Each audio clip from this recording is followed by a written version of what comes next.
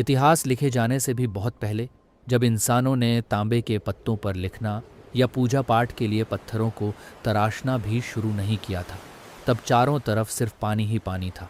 इस विशाल और पवित्र ब्रह्मपुत्र घाटी की शुरुआत किसी इंसान के आने से नहीं, बल्कि खुद भगवान की बनाई इस सृष्टि की अनोखी रचना से हुई है।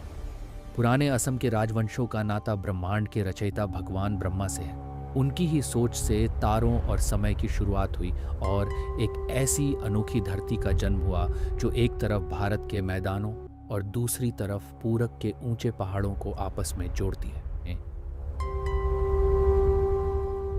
लेकिन इस राजघराने की असली और मजबूत नींव तब पड़ी जब भगवान विष्णु ने अपने दिव्य अवतारों में से एक वराह, एक विशाल जंगली वराह का रूप लिया। उस युग में जब पूरी दुनिया में तबाही मची थी, तब भगवान विष्णु ने गहरे पानी में गोता लगाकर धरती माँ भूमि देवी को विनाश से बाहर निकाला। ब्रह्मांड के रखवाले और धरती माँ के इसी पावन मिलन से एक प्रतापी बेटे का जन्म हुआ, जिसका नाम था नरकासुर। स्वर्ग और धरती की संतान नरकासुर के भाग्य में इस विशाल नदी और खुले आसमान वाली घाटी का राजा बनना लिखा था। और इसी के साथ शुरुआत हुई इतिहास के प्रसिद्ध भौम वंश यानी धरती के राजवंश की। लेकिन नरकासुर के राजा बनने से भी बहुत पहले इस हरी भरी घाटी पर यहाँ के सबसे पुराने और प्राचीन राजाओं का राज था। हमारे पवित्र ग्रंथों कालिका पुराण और योगिनी तंत्र में इन्हें दानव वंश के नाम से जाना गया है, जो प्राचीन प्रागज्योतिष पुराने असम के सबसे पहले शासक थे। ये दानव राजा महलों या संस्कृत अदालतों के ठाट बाट वाले नहीं थे। ये यहाँ की मूल किरात और मंगोलॉयड जनजातियों के सच्चे नेता थे। ये वो लोग थे जो इन घने जंगलों, पहाड़ियों की गुप्त भाषाओं, नदी की तेज लहरों और खतरों को अच्छी तरह समझते थे। इस घाटी के इंसानी इतिहास के सबसे पहले पूर्वज और राजा थे महिरंग दानव। उनका नाम आज भी इस धरती से जुड़ा हुआ है और गुवाहाटी के पास की महिरंग पहाड़ियों के रूप में हजारों सालों से अमर है। महिरंग दानव के बाद उनके इस घने जंगलों वाले साम्राज्य को हटकासुर, संबरासुर और रत्नासुर जैसे शक्तिशाली राजाओं ने आगे बढ़ाया। पीढ़ियों तक उन्होंने इस घाटी पर एक प्राकृतिक और बेखौफ राज किया, जहां ये घने जंगल ही उनके किले भी थे और उनके मंदिर भी। इस प्राचीन युग का अंत तब हुआ जब नरकासुर यहाँ आया। मिथिला की बड़ी सेना और राजनीतिक ताकत के साथ नरकासुर ने घाटी पर चढ़ाई की और दानव वंश के आखिरी राजा इस युद्ध में किरात राजा को हराकर उसने मूल जनजातियों को ब्रह्मपुत्र के पार पहाड़ियों में भेज दिया और प्रागज्योतिषपुर यानी पूर्वी ज्योतिष का शहर अपनी महान राजधानी बनाया।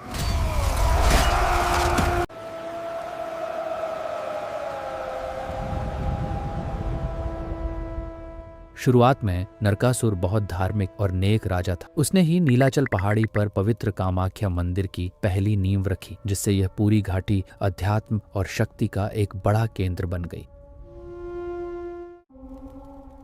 लेकिन पुरानी कहानियां बताती हैं कि आगे चलकर ताकत के घमंड में उसका खून बदल गया। सोनितपुर के राजा बाण असुर से दोस्ती करके वह एक अत्याचारी राजा बन गया और आखिरकार भगवान कृष्ण के हाथों उसका अंत हुआ।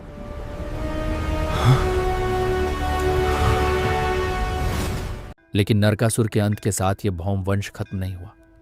उनके प्रतापी और बुद्धिमान बेटे भगदत्त राजा बने, जिन्होंने प्रागज्योतिषपुर का नाम पूरे भारत में रोशन कर दिया।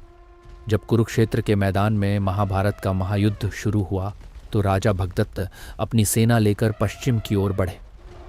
उनकी सेना बेहद विशाल और डरावनी थी, जिसमें पहाड़ियों के जाबांज किरात योद्धा और खूंखार हाथियों की एक ऐसी फौज थी जो लोहे की ढालों को भी कुचल सकती थी। कौरवों की तरफ से लड़ते हुए राजा भगदत्त ने इतनी बहादुरी दिखाई कि उनका नाम और प्रागज्योतिषपुर का गौरव पूरे देश के इतिहास में हमेशा के लिए अमर हो गया।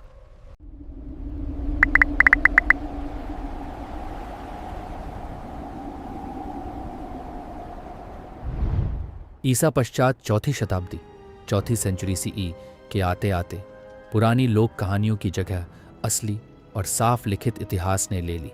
इस घाटी को अब कामरूप के नाम से जाना जाने लगा, जहां वर्मन राजवंश का उदय हुआ।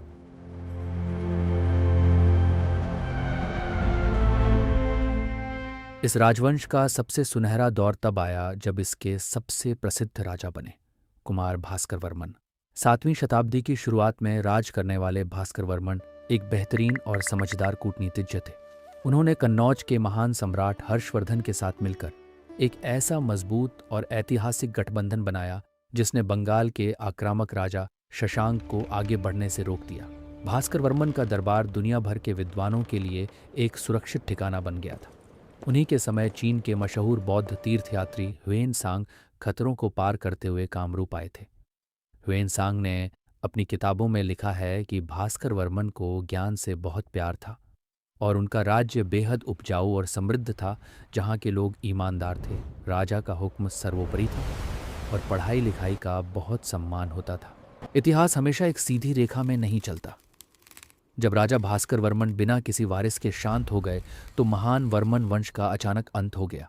सत्ता के इस खालीपन को सन 650 के आसपास सालस्तंभ नाम के एक स्थानीय नेता ने भरा, जो यहीं के मूल जनजातीय समुदाय से थे। दरबार के लेखकों ने, जो पुरानी सोच के थे, इस नए राजवंश को म्लेच्छ राजवंश का नाम दिया, जिससे वे इसके गैर आर्य और जनजातीय होने का इशारा करते थे। लेकिन भले ही उनका नाता किसी पुराने बड़े घराने से नहीं था, सालस्तंभ के राजाओं ने राजकाज और वास्तुकला, महल मंदिर बनाने में कमाल की समझदारी दिखाई। पुराने राजाओं से अलग दिखने के लिए उन्होंने राजधानी को प्रागज्योतिषपुर से हटाकर ब्रह्मपुत्र नदी के किनारे बसे रूपेश्वर, जो आज के तेजपुर के पास है, में शिफ्ट कर दिया। इस वंश के सबसे महान राजाओं में से एक थे राजा हर्जर वर्मन, जिनका सन 829 का प्रसिद्ध तेजपुर शिलालेख, पत्थर पर खुदा लेख, आज भी गवाह है कि उनका नागरिक प्रशासन कितना बेहतरीन था, जो पानी का प्रबंधन करता था और नदी के रास्तों पर अपनी अनुशासित नौसेना से पहरा देता था। उनके बाद आए राजा वनमाल वर्मन ने तेजपुर में भगवान शिव का एक विशाल मंदिर दोबारा बनवाया और ब्रह्मपुत्र के किनारों को सुंदर पत्थरों और कलाकृतियों से सजाकर जनजातीय शक्ति और भक्ति का एक अनोखा संगम पेश किया। 10वीं शताब्दी के अंत तक म्लेच्छ राजाओं की ताकत कमजोर हो गई और एक नया बदलाव आया। यहाँ के नागरिकों और क्षेत्रीय जमींदारों ने मिलकर ब्रह्मपाल नाम के एक नेक नेता को अपना राजा चुना, जिससे कामरूप के पाल राजवंश की शुरुआत हुई। इन नए राजाओं ने भी राज करने के अपने अधिकार को मजबूत करने के लिए खुद को पुराने भौम वंश का ही बताया, लेकिन उन्होंने अपनी राजधानी को नदी के रास्ते वापस नीचे की तरफ शिफ्ट कर लिया। उन्होंने आज के गुवाहाटी के पास दुर्जय नाम की एक बेहद मजबूत और सुरक्षित राजधानी बनाई, जिसका मतलब था जिसे जीता न जा सके। राजा रत्नपाल और धर्मपाल जैसे महान शासकों के राज में कामरूप का पाल वंश पूरे दक्षिण एशिया में अपनी अपार धन दौलत, गुप्त ज्ञान और सैन्य ताकत के लिए मशहूर हो गया। उनके तांबे के पत्तों पर लिखे आदेश बताते हैं कि इस किले की दीवारें इतनी मजबूत थीं कि कोई दुश्मन उन्हें तोड़ नहीं सकता था और महल सोने से भरे थे। इसी दौर में वज्रयान बौद्ध धर्म और तांत्रिक रहस्यवाद, तंत्र मंत्र का बहुत विकास हुआ, जिसने इस पूरे इलाके को जादू, चमत्कारों और अध्यात्म की एक रहस्यमयी धरती के रूप में हमेशा के लिए स्थापित कर दिया। कई सालों से इतिहासकार और दुनिया भर के विद्वान जब एशिया के पुराने नक्शों को देखते हैं तो उन्हें एक बहुत ही अनोखा और बार बार दिखने वाला पैटर्न समझ आता है। ब्रह्मपुत्र के किनारों से लेकर कंबोडिया के घने जंगलों और इंडोनेशिया के समुद्री किनारों तक प्राचीन साम्राज्यों के राजाओं के नाम के पीछे एक ही शाही शब्द मिलता है, वर्मन। हमें कामरूप में पुष्यवर्मन मिलते हैं, कंबोडिया के अंकोर में जयवर्मन और जावा में पूर्णवर्मन। क्या इसका मतलब यह है कि यह कोई भूला हुआ वैश्विक साम्राज्य था, या कोई ऐसी बड़ी सैन्य जीत जो हजारों मील दूर समुद्रों और पहाड़ों तक फैली थी? असली इतिहास संस्कृतियों के आपस में जुड़ने की एक बहुत ही खूबसूरत कहानी है। इतिहासकार इसे किसी एक राजा की सैन्य जीत नहीं मानते, बल्कि यह संस्कृतियों के फैलाव, संस्कृताइजेशन का एक शानदार उदाहरण है। वर्मन शब्द, जिसका मतलब है ढाल या रक्षक, और राजा को भगवान का रूप मानने के विचार को दक्षिण पूर्वी एशिया के अलग अलग नेताओं ने अपनाया था। उन्होंने अपने शासन को सही और पवित्र साबित करने के लिए इन विचारों का इस्तेमाल किया और अपनी राजधानियों को ब्रह्मांड के केंद्र मेरू पर्वत की तरह भव्य बनाया। ये विचारों का एक ऐसा साम्राज्य था जिसे व्यापारियों, विद्वानों और तीर्थयात्रियों ने इतनी दूर दूर तक फैलाया था। कामरूप कभी भी दुनिया से कटा हुआ या अलग थलग इलाका नहीं था। यह अंतर्राष्ट्रीय व्यापार का एक बहुत ही जीवंत और ज़रूरी रास्ता था। प्राचीन भूगोल से पता चलता है कि ज़मीन और नदियों के रास्तों का एक ऐसा जाल था जो ब्रह्मपुत्र घाटी को सीधे चीन के यूनान प्रांत, उत्तरी म्यांमार ये बर्मा और दक्षिण पूर्वी एशिया के व्यापारिक बाज़ारों से जोड़ता था। इन दुर्गम पहाड़ी रास्तों और नदी घाटियों के ज़रिए कामरूप से बहुत कीमती सामान बाहर भेजा जाता था, जैसे बेहतरीन रेशम के कपड़े, खुशबूदार अगर की लकड़ियाँ, कीमती गोंदराल और पहाड़ी झरनों से इकट्ठा किया गया सोने का पानी, गोल्ड डस्ट।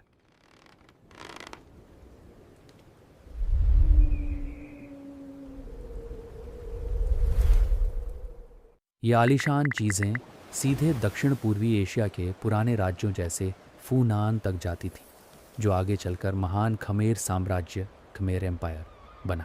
इस तरह ब्रह्मपुत्र नदी एक बहुत बड़ी जीवन रेखा और व्यापारिक राजमार्ग थी, जिसने भारत की समृद्धि को सुदूर पूर्व के उभरते हुए साम्राज्यों से जोड़ रखा था। जैसे जैसे पुराना पाल साम्राज्य छोटे छोटे टुकड़ों और आपस में लड़ने वाले इलाकों में बंट गया, पूरब की दिशा से एक नई और ताकतवर शक्ति आगे बढ़ी। सन 1228 में तैशान समुदाय के अनुशासित लोगों का एक समूह आज के यूनान और उत्तरी म्यांमार के अपने पुराने घर मोंगमाओ को छोड़कर निकला। एक दूरदर्शी सेनापति के नेतृत्व में उन्होंने बादलों से ढकी पटकाई पहाड़ियों की खतरनाक ऊंचाइयों को पार किया। ये लोग अहोम थे और इनके आने से इस घाटी की किस्मत हमेशा के लिए बदलने वाली थी।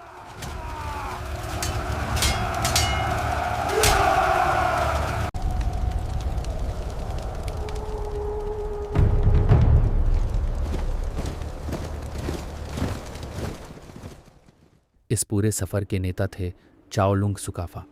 वह यहाँ सिर्फ एक हमलावर या लुटेरे की तरह नहीं आए, बल्कि एक बहुत ही समझदार और कुशल राजनेता की तरह दाखिल हुए।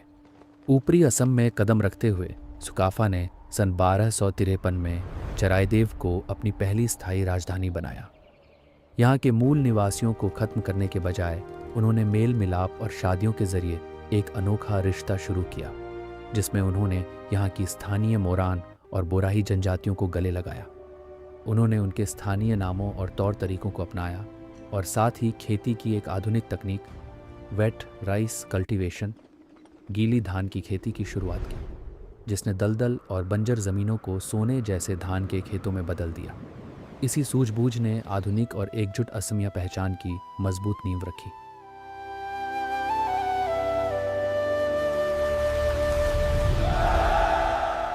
अगले 600 सालों तक अहोम राजवंश ने मध्यकालीन दुनिया के इतिहास में एक ऐसा मजबूत और कभी न झुकने वाला राज्य बनाकर दिखाया, जिसकी मिसाल मिलना मुश्किल है। 16वीं शताब्दी में राजा सुहुंगमुंग ने राज्य की सीमाओं को बहुत आगे तक बढ़ाया, स्वर्गदेव यानी स्वर्ग के राजा की भव्य उपाधि ली और पहाड़ियों के अलग अलग समुदायों को एक केंद्रीय शासन व्यवस्था में जोड़ दिया। এই বান্ধনে আমাক অজেয় কৰি তোলে। আমি একেলগে সদায় এক হৈ থিয় দিম। अहोम राज्य की असली ताकत उनकी पाइक व्यवस्था, पाइक सिस्टम थी, जिसे प्रताप सिंह जैसे कुशल प्रशासकों ने तैयार और मजबूत किया था। यह हर नागरिक के लिए अनिवार्य श्रम और सैन्य संगठन था, जहां हर वयस्क पुरुष को राज्य के लिए काम या सेना में सेवा देना जरूरी था। इस व्यवस्था ने पूरी जनता को एक अनुशासित सेना में बदल दिया था, जिसकी मदद से अहोम राजा जरूरत पड़ने पर कुछ ही दिनों में लाखों की फौज खड़ी कर सकते थे, नदियों पर विशाल सुरक्षा बांध बना सकते थे और रंगपुर तथा गढ़गांव जैसे शहरों में भव्य इमारतों का निर्माण कर सकते थे।